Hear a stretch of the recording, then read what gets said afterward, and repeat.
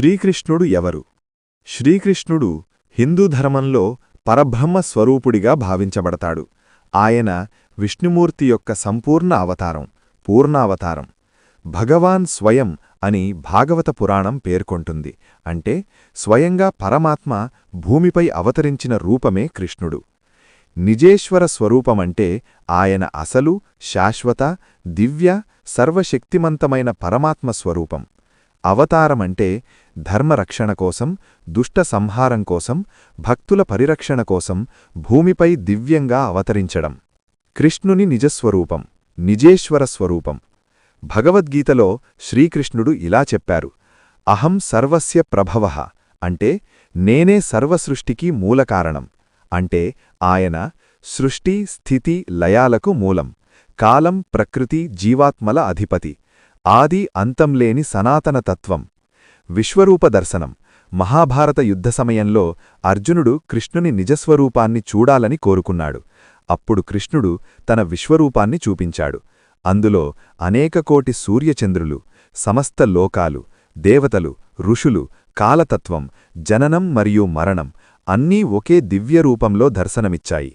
ఇది మనకు చెబుతుంది, కృష్ణుడు కేవలం యాదవ వంశంలో జన్మించిన రాజకుమారుడు మాత్రమే కాదు, ఆయనే జగన్నాథుడు. ఎందుకు అవతరించాడు?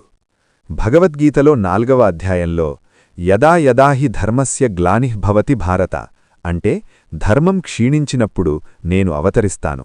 అంటే ధర్మరక్షణ కోసం, అధర్మ నాశనం కోసం, భక్తులను కాపాడటానికి, సద్గుణాలను స్థాపించటానికి. ద్వాపరయుగంలో కంసుడు వంటి క్రూర రాజులు, దుర్యోధనుడు వంటి అధర్ములు, సమాజంలో అన్యాయం ఇవి పెరిగినప్పుడు భూమాత ప్రార్థనకు స్పందించి విష్ణువు కృష్ణునిగా అవతరించాడు. బాలలీలలు దివ్య సంకేతాలు.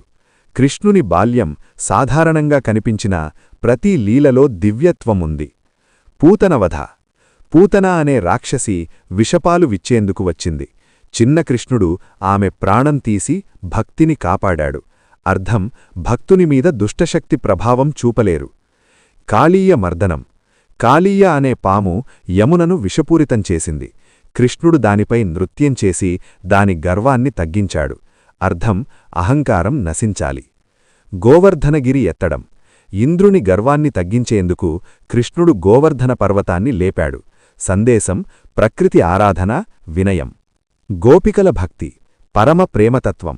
వృందావనంలో గోపికలతో కృష్ణుని రాసలీలలు భౌతిక ప్రేమ కాదు, అది ఆత్మ మరియు పరమాత్మ మధ్య దివ్య ప్రేమ. గోపికలు కృష్ణుణ్ణి శరీరంతో కాదు, హృదయంతో ప్రేమించారు. ఇది భక్తియోగానికి పరాకాష్ఠ. మహాభారతంలో కృష్ణుని పాత్ర. మహాభారత యుద్ధంలో కృష్ణుడు ఆయుధం పట్టలేదు, కాని అర్జునుడికి సారథిగా మారాడు, భగవద్గీత ఉపదేశం చేశాడు, ధర్మం వైపు నిలిచాడు.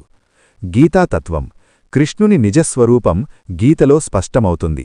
కర్మయోగం, భక్తియోగం, జ్ఞానయోగం.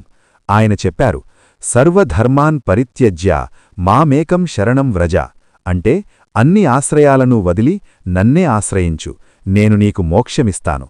ఇది ఆయన పరబ్రహ్మ స్వరూపాన్ని తెలియజేస్తుంది.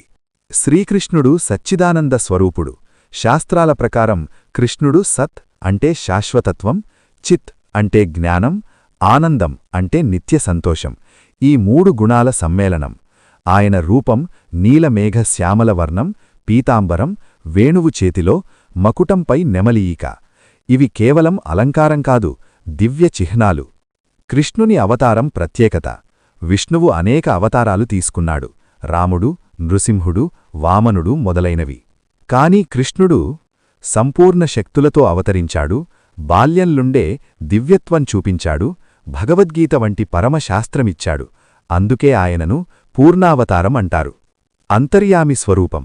కృష్ణుడు కేవలం గతంలో జీవించిన దేవుడు కాదు, ఆయన ప్రతి హృదయంలో అంతర్యామిగా, చైతన్య రూపంగా, సాక్షిగా ఉంటాడు. భగవద్గీతలో ఈశ్వరః సర్వభూతానాం హృద్దేశే అర్జున తిష్ఠతి, అంటే ప్రతి జీవిలో ఆయన ఉన్నాడు. ముగింపు.